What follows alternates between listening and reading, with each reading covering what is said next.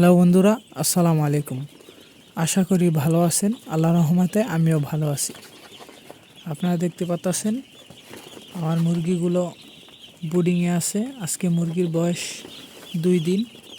তো এই শীতের ভিতরে বুডিং করা খুবই কষ্টকর। আপনারা দেখতে পাচ্ছেন যে আমি 200 ওয়াটের 8টা বাল্ব জ্বালাইছি, তবুও 95 ফারেনহাইট তাপমাত্রা উঠতেছে না। তারপরে উপরে পর্দা দিয়ে দিছি। এই যে দেখেন বাচ্চাগুলো ঘামায়া গেছে গা।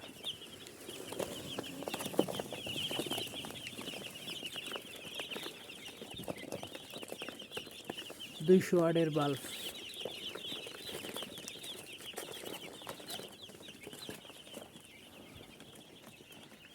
এই যে উপরে উপরে পলি দিয়ে দিছি, চারপাশ আটকায় দিছি।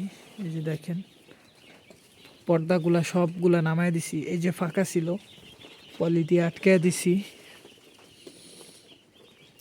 এই যে ভুসিগুলা শুকাইতে দিছি। ওই যে আরো ভুসি আছে বস্তা ভরা। তো আমার বাচ্চাগুলা ঘামাইছে, এটার কারণ হলো গিয়া এটার ভিতরে অ্যামোনিয়া গ্যাস তৈরি হয়ে গেছিল। তো এই কারণে হলো গিয়া বাচ্চাগুলা ঘামায় গেছিল। তারপরে আইসা এই পর্দা খুইলা দিছিলাম। অ্যামোনিয়া গ্যাসটা বের করার পরে তারপরে আবার এই পর্দাগুলা লাগাই দিছি। তো আপনারা খেয়াল রাখবেন যারা খামারি আছেন, যে যাতে বুডিংয়ের ভিতরে অ্যামোনিয়া গ্যাসটা না হয়।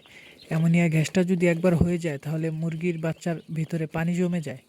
আপনি দেখলে বুঝবেন না, আপনি দেখলে বুঝবেন যে মুরগিগুলা সুস্থ আছে, কিন্তু ভিতরে ওইগুলার পানি জমে যায়, মোটা হয়ে যায় মুরগি। তো এই 3 দিন বুডিং, তো বুডিং টাইম হলো 3 দিন। এই 3 দিন যদি আপনারা ভালোভাবে বুডিং করতে পারেন তাইলে আশা করা যায় যে পরবর্তী ধাপে আপনারা ভালো একটা রেজাল্ট পাবেন আশা করা যায়। তো আমি রাত্রে ওষুধ মিলাই দিছি হইল গিয়া শেফা 1, 1 লিটারে 1 ml দিছি, একটু বেশি দিছি। আর দিয়েছি হলো গিয়া রেনা WS 3 লিটারে 1 ml, মানে 1 গ্রাম। তো রেনা WSটা দেওয়ার কারণ হলো গিয়ে প্রচুর শীত, তো ওইটায় মুরগির বাচ্চার শরীর গরম রাখে, এই কারণে রেনা WSটা দেওয়া। তো আপনারা ভালোভাবে খেয়াল রাখবেন যাতে এই 3 দিন বুডিংয়ের ভেতরে যাতে কোনোভাবেই অ্যামোনিয়া গ্যাসটা তৈরি না হয়। অ্যামোনিয়া গ্যাসটা এমন একটা খারাপ একটা গ্যাস যে বাচ্চাগুলা একেবারে নষ্ট করে ফেলে। তো এই গ্যাসের কারণে আমার আজকে 6টা বাচ্চা মারা গেছে। আজকে আর কালকে 2 দিন মিলায় 6টা বাচ্চা মারা গেছে। তো মনটা বেশি একটা ভালো না। এই টাইমে যদি এত কষ্ট করে যদি ব্রুডিং করার পরেও যদি বাচ্চাগুলা মারা যায়, তো যারা খামারি আছেন তারাই বুঝতে পারবেন যে কতটা কষ্ট লাগে।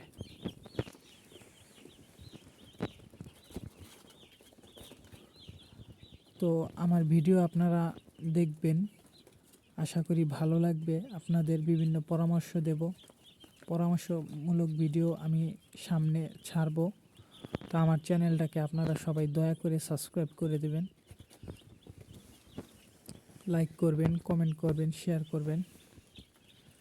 এতে করে আমিও উৎসাহিত হব, ভালো ভালো ভিডিও দেব। কি করে প্রথম থেকে শেষ পর্যন্ত ভিডিও মুরগি পালা লাগে আর কি, প্রথম থেকে শেষ পর্যন্ত কিভাবে মুরগি পালা লাগে ওইটা আমি আপনাদের দেখাইতে পারবো, যদি আপনারা আমাকে সাহায্য করেন, ফলো করেন, উৎসাহ দেন, বিভিন্ন কমেন্টে পরামর্শ দিবেন যে যারা খামারি আছেন যে কিভাবে করলে ভালো হবে। দেখতে পারতেছেন এখন অ্যামোনিয়া গ্যাসটা চলে গেছে। এই যে বাচ্চাগুলা শুয়ে আছে, ঘুমায় আছে। তো আপনারা একটা খেয়াল রাখবেন বাচ্চা যাতে দলা হয়ে না যায়। এই যে দেখেন আমার বাচ্চাগুলা কিন্তু দলা হয়ে গেছে, বাচ্চাগুলা দলা হয়ে গেছে গা। এই দলা হয়ে গেলে আপনারা নাইরা নাইরা বাচ্চাগুলাকে সরাই দিবেন। আমি দেখাই দিতেছি কিভাবে সরাবেন। এই যে এইভাবে একটা লাঠি নিয়ে খোবারের উপর বাড়ি দিলে এই যে বাচ্চাগুলা যাতে কিছুতেই যাতে জমাট না হয় বাচ্চাগুলা।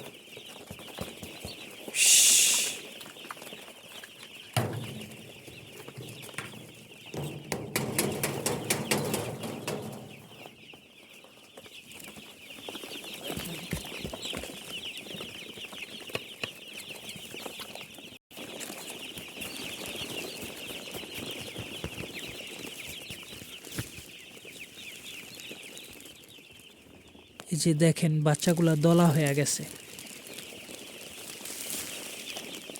এইভাবে হাত দিয়া নাড়ায়া নাড়ায়া বাচ্চাগুলোর দলাগুলা ভাঙিয়ে দিবেন।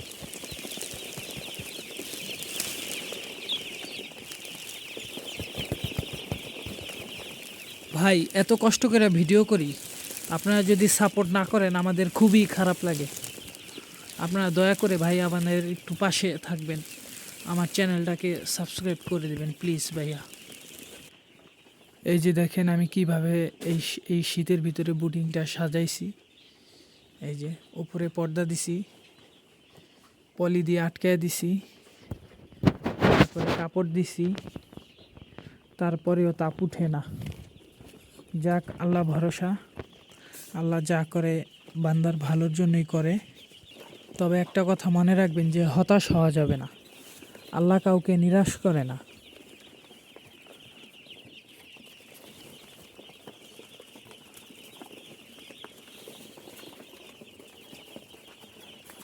এই যে এইভাবে প্রতিদিন মনে করেন কয়েকবার বাচ্চাগুলা যাতে দলা না হয়, এই কারণে কয়েকবার আপনারা এই হাত দিয়ে নাড়ায় নাড়ায়া ওই দলাগুলা ছুটায় দিবেন।